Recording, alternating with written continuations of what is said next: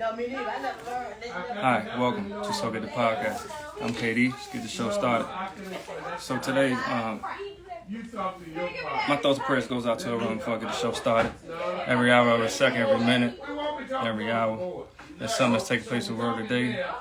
You need to look out for one another. So in the background, it's a party. Today is my mother's cake day, and we have the family around. You know, it's the holiday season. So you have to excuse me, but you're still gonna get this information on this platform. Hope everyone's doing good. So before we get the show started, like I said, I just hope everyone is doing okay and take care of one another and taking their chance. So what I would like to do is I would like to start off with today is like it's so like Navy Federal. Navy Federal was on my radar today, and that today it's credit union rejected more than half of his black mortgage applicants per report. A new report from CNN revealed that Navy Federal Credit Union rejected. Give me a second. Oh, we back. Give me a second. Technical difficulty. As soon as I said the name, it's not the people in the background. But credit union rejected more than half of its black mortgages applicants per report. A new report from CNN revealed that Navy Federal Credit Union rejected a majority of its black mortgage applicants. Navy Federal Credit Union, the largest credit union in the country, grants loans to military service members and veterans. CNN reported, however, that the black applicants who apply for a new conventional have purchased mortgage, and Navy Federal are more than twice as likely to be denied compared to white applicants.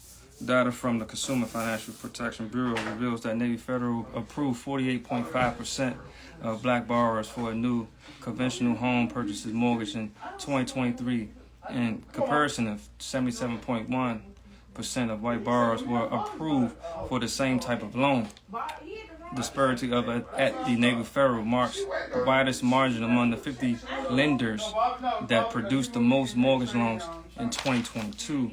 The report also determined that the disparity still exists when comparing white borrowers with black applicants who similar incomes. Additionally, the research analyzed other factors such as debt to income ratio, property value, down payment percentage, and neighborhood of characteristics.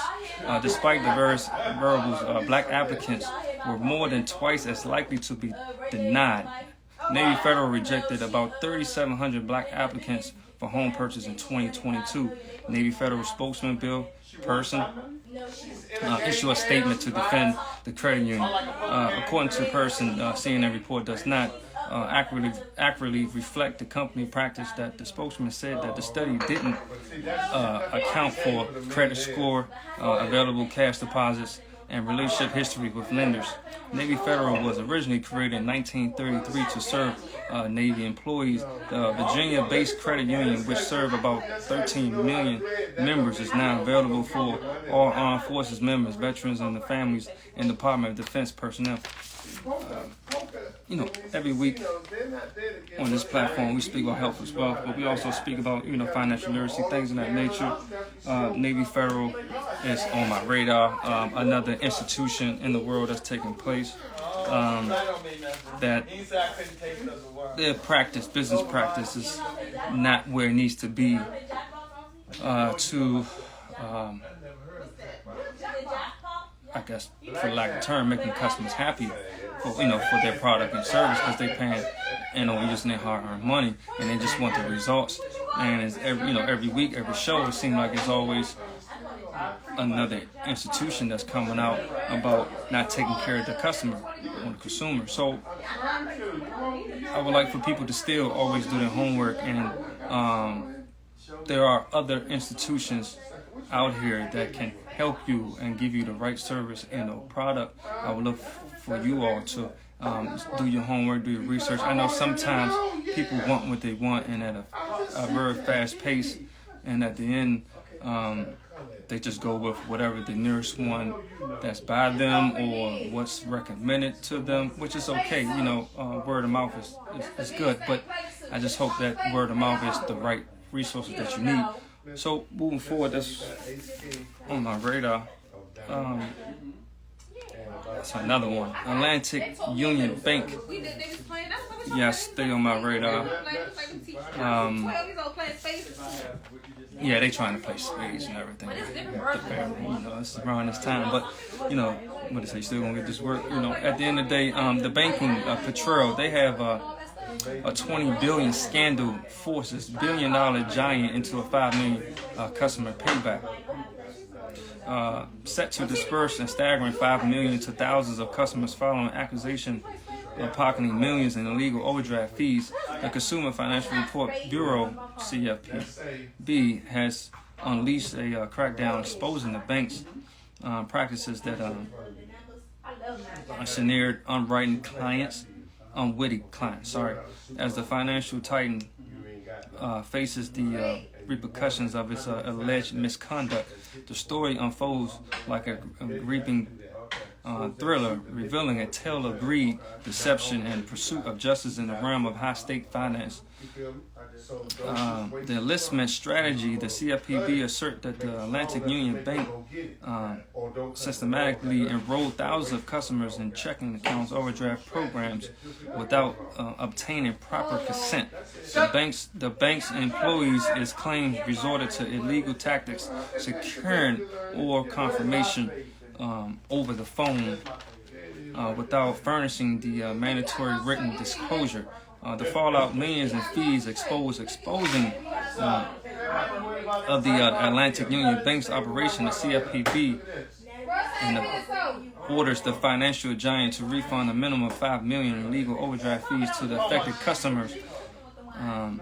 A healthy $1.2 million penalty is levied upon the bank destined for the CFPB Victims Relief Fund. So that's another institution, once again, that's on my radar, and I'm bringing to you all's attention that it should care more about the people.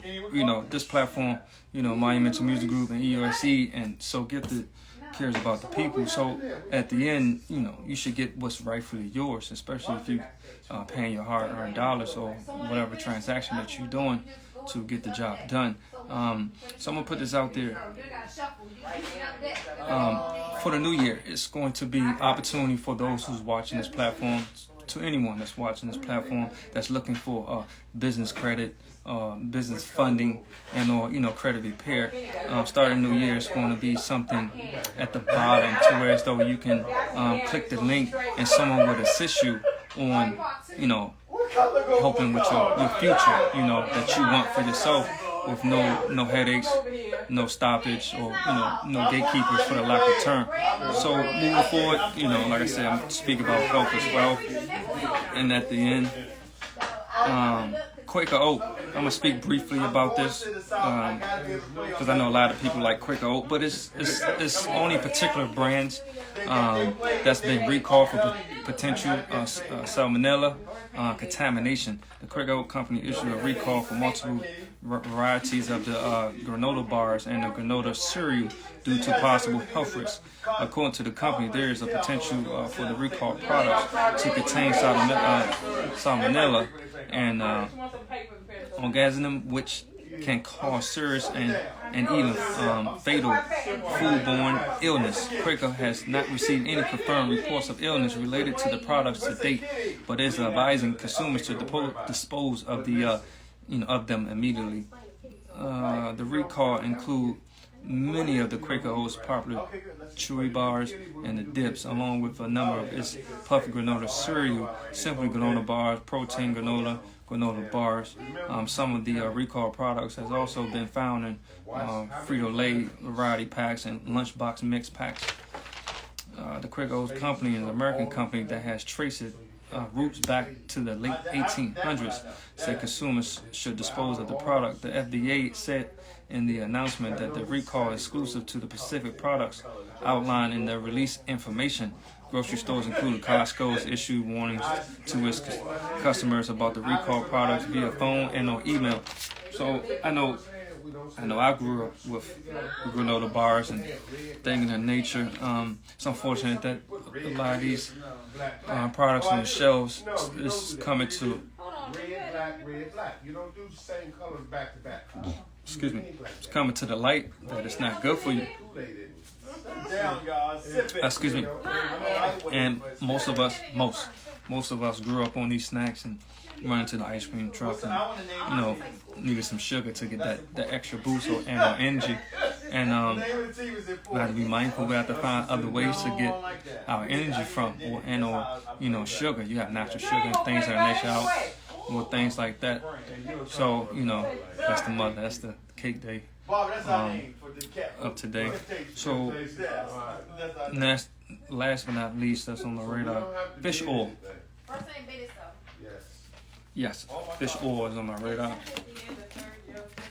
Doctors issue concerning warning to people who take fish oil supplements. Dr. Saladino, I believe I pronounced that correctly, explains he believes omega-3s are an important part of the human diet. However, he also tells us there are better ways to get them than by the fish oil supplements. He reports many fish oil includes selling brands containing significant amounts oxidized lipids, meaning the fish oil spoiled or rancid, and emphasize the creation of harmful, negative reaction to the body, especially if we are having burps that taste like fish. This warns us. This is a good indication that fish oil is rancid. That might explain why so many can't tolerate taking them. This NIH article from 2015 showed the products tested in New England has problems. As noted here, the vast majority of the supplements exceeded recommended levels. Oxidation makers, 83% of the products exceeded the recommended PV levels of 25%, exceeded AV thresholds, and the 50% exceeded recommended TUTOX levels. Another finding published in 2015 showed in Canada a total of 170 supplements from 49 brands were assessed with 50 exceeding voluntary limits for at least one measure oxidation and 39% exceeding the international voluntary safety recommendation for total oxidation value, and in the U.S. 27% of the products tested were found to have more than twice the recommended levels of it's more than what it should. With the high cost of supplements these days, perhaps it's better to pass than eggs, steaks, and butter. Sounds like tasty alternatives. So once again, its platform is health as well, financial literacy, and a plethora of other service and or products that this platform offers. Through So Gifted, things of that nature. It's unfortunate that I have to inform you with this type of information. I don't mind, because the information is for you and everyone else that you care about, that's open to wanting to be better as far as health and just want to live a better life, So only way that can take place is having the proper information and no data to move forward with your life, and so you can trickle that down to those who you love and everything like that. So with closing out, like I said, this is a cake day party for my mother that's dear to me. That's Mother KD, things of that nature. She's enjoying herself. She's going to continue to enjoy herself. I believe they are playing spades and cards. I'm a partake in that.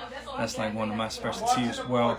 But here on this platform, I just want everyone to take care of one another, appreciate one another, and communicate. Not only communicate and understand what is being communicated, and then that'll make everything else better. So I'm KD. This is So Good, the podcast. See you later.